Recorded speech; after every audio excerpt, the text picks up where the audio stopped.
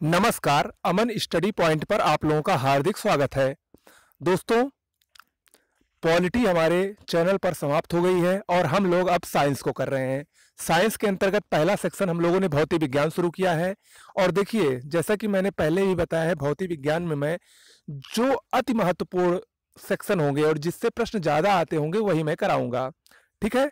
और हालांकि जीव विज्ञान के बाद सबसे ज़्यादा प्रश्न भौतिक विज्ञान से ही आते हैं, तो ये भी इम्पोर्टेंट है। तो ज़्यादा से ज़्यादा 8 से 10 वीडियो यानी 4 से 5 दिन में मैं पूरी कोशिश करूंगा कि आपका भौतिक विज्ञान कंप्लीट हो जाए। ठीक है।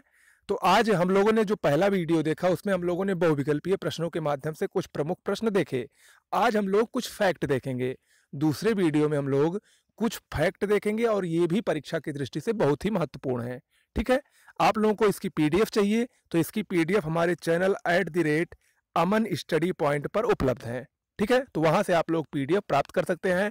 टेलीग्राम चैनल पर जाकर @अमन स्टडी पॉइंट लिखकर सर्च करेंगे तो वहां पर हमारा चैनल आएगा, उससे जुड़कर इसकी पीडीएफ मिल जाएगी। ठीक है। चलिए, हम लोग अब आज का टॉपिक शुरू करते हैं। देखिए, सबसे पहले हम लोग कुछ प्रमुख मापक यंत्र और पैमाने को देख लेते हैं। प्रश्न इससे अक्सर पूछा जाता है कि कौन सा मापक यंत्र से क्या मापा जाता है। ठीक है। तो इसको हम लोग देखते हैं।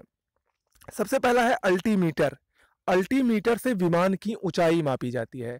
विमान कितनी ऊंचाई पर उड़ रहा है उसकी जो माप होती है वो अल्टीमीटर नामक यंत्र से की जाती है। ओके। एमीटर से विद्युत धारा की माप होती है। मोस्ट इंपॉर्टेंट है ये, एमीटर विद्युत धारा को मापता है। अगला है लैक्टोमीटर। लैक्टोमीटर से दूध की शुद्धता की माप की जाती है। ओके। बैरोमीटर से वायुमंडलीय दाब का मापन होता है। बैरोमीटर से वायुमंडलीय दाब का मापन होता है। बैरोमीटर का पैमाना, अगर बैरोमीटर का जो पारा होता है बैरोमीटर नामक मापक यंत्र में, अगर वो धीरे धीरे गिरता है तो वर्षा होने की संभावना होती है। अगर वो एकाएक गिरता है तो आंधी और तेज तूफान आने की संभावना होती है। और अगर उसका जो पारा होता है उसमें अगर वो धीरे धीरे ऊपर चढ़ता है तो इसका मतलब है मौसम साफ रहेगा और धूप खिली रहेगी। ओके। तो ये बैरोमीटर के कुछ प्रमुख पैमाने हुए। अगला है बैरोग्राफ। बैरोग्राफ वायु दाब में परिवर्तन को मापता है। यहां पर ध्यान रखिएगा, बैरोमीटर वायुमंडलीय दाब को और बैरोग्राफ वायु दाब में परिवर्तन को, यहीं पर आप लोगों को प्रश्न देकर फंसा देगा। ठीक है। तो सब में एकदम क्लियर रखिए अपने आप को। अगला है फैदोमीटर। फैदोमीटर समुद्र की गहराई को मापता है। हाइड्रोमीटर, हाइड्रोमीटर से द्रव और जल का घनत्व मापा जाता है। हाइग्रोमीटर से वायुमंडल की सापेक्षिक आर्द्रता मापी जाती है। यहां पर हाइड्रोमीटर और हाइग्रोमीटर दोनों में कंफ्यूज मत होइएगा।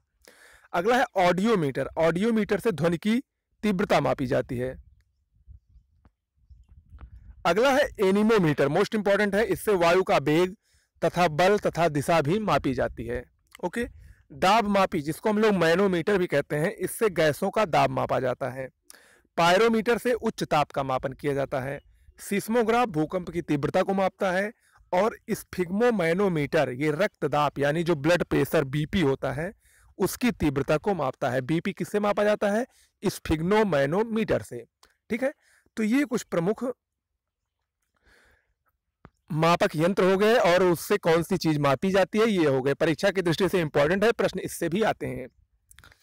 अब इसके बाद हम लोग देखते हैं, इससे भी प्रश्न अगर आते हैं, ये वाला प्रश्न अक्सर पूछा जाता है, यदि कोई ट्रेन गतिमान है, चल रही है, तो उसमें अगर कोई गेंद उछाला जाए तो उस पर जो 3 प्रकार की अलग अलग प्रक्रियाएं होती हैं उस पर क्या प्रभाव पड़ता है, गेंद पर, गेंद कहाँ गिरती है, इससे प्रश्न अक्सर पूछे जाते हैं। तो हम लोग देखते हैं, यदि किसी गतिमान ट्रेन में गेंद उछाला जाए तो यदि ट्रेन एक समान त्वरण से आगे बढ़े, यदि ट्रेन एक समान त्वरण से आगे बढ़ रही हो तो गेंद व्यक्ति के पीछे गिरेगी। ओके। यदि दूसरी स्थिति क्या है, ट्रेन में ब्रेक लगाया जा रहा हो तो गेंद कहाँ गिरेगी? व्यक्ति के आगे गिरेगी।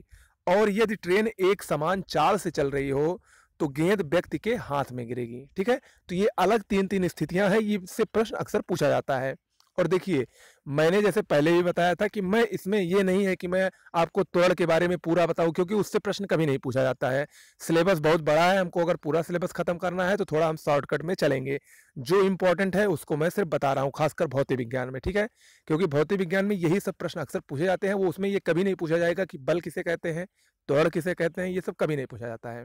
ओके, आप लोगों को पढ़ना है तो आप लोग लूसेंट सामान्य ज्ञान में जो विज्ञान आती है वही पर्याप्त है, उसको पढ़ सकते हैं। अगला है, अब हम लोग जानते हैं कि न्यूटन के 3 गति के नियम होते हैं। न्यूटन ने अपनी पुस्तक प्रिंसिपिया में गति के 3 नियमों को दिया था, जिसमें जो पहला नियम है वो जड़त्व का नियम कहलाता है, इसे गैलीलियो का नियम भी कहते हैं। दूसरा नियम जो है उससे हमको बल का व्यंजक यानी F बराबर m में प्राप्त होता है, और जो तीसरा नियम है उसको क्रिया प्रतिक्रिया का नियम कहा जाता है। प्रश्न इसी से अक्सर पूछा जाता है, क्रिया प्रतिक्रिया नियम के उदाहरण कौन कौन से हैं। देखिए, क्रिया प्रतिक्रिया नियम का जो होता है वो उदाहरण कि देखिए, अगर हम लोग क्रिया करते हैं तो उसके विपरीत प्रतिक्रिया भी होती है, यही क्रिया प्रतिक्रिया का नियम है। जैसे बंदूक से अगर हम लोग कोई गोली चलाते हैं तो पीछे की ओर धक्का लगता है, यही है कि हम क्रिया कर रहे हैं तो उसकी प्रतिक्रिया हो रही है हमारे ऊपर। अगला है रॉकेट का ऊपर की ओर बढ़ना, ये भी क्रिया प्रतिक्रिया नियम पर ही आधारित है, या न्यूटन के तृतीय नियम पर। और ज्वार भाटा का आना, ज्वार ऊपर जाता है ज्वार भाटा और फिर नीचे आता है, ज्वार ऊपर जाता है भाटा नीचे आता है, तो यही क्रिया प्रतिक्रिया का नियम है, और ये 3 उदाहरण अक्सर परीक्षाओं में पूछे जाते हैं। ओके, चलिए अब हम अगला देखते हैं, उत्तोलक को देखते हैं। देखिए, उत्तोलक एक प्रकार की सरल मशीन होती है और ये बल आघूर्ण के सिद्धांत पर कार्य करती है। उत्तोलक बल आघूर्ण के सिद्धांत पर कार्य करता है। ठीक है, उत्तोलक 3 प्रकार के होते हैं, प्रथम श्रेणी, द्वितीय श्रेणी और तृतीय श्रेणी।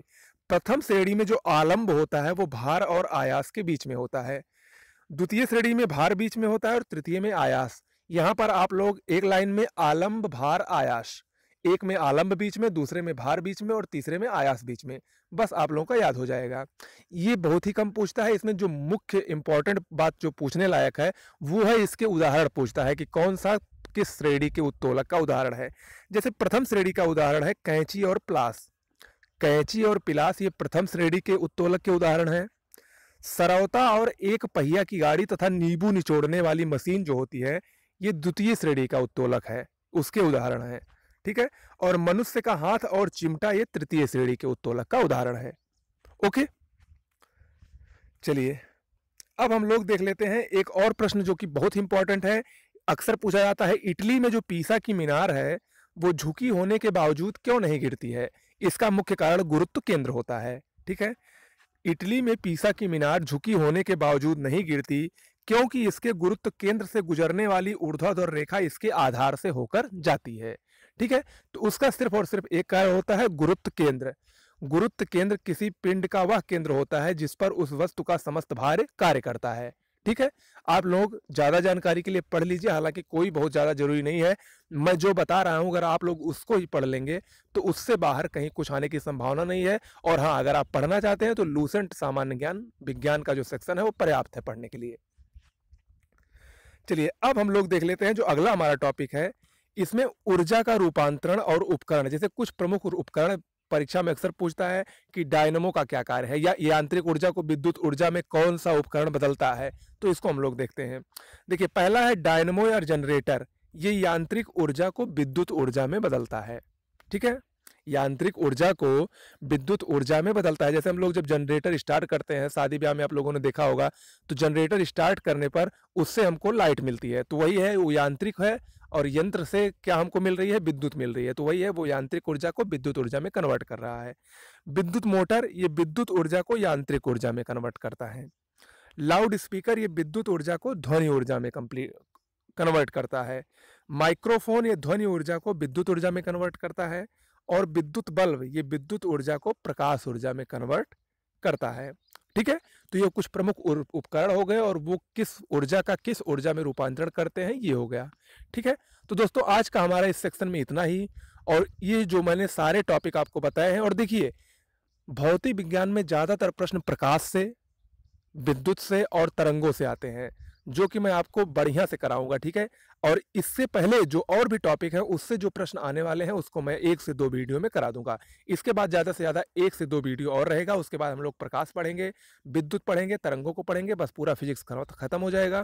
उसके बाद हम लोग जीव विज्ञान 7 से 8 दिन में जीव विज्ञान खत्म कर देंगे, यानी आपका पूरे मार्च में विज्ञान कंप्लीट हो जाएगा। और उसके बाद अप्रैल में हम लोग भूगोल और इतिहास पढ़ लेंगे।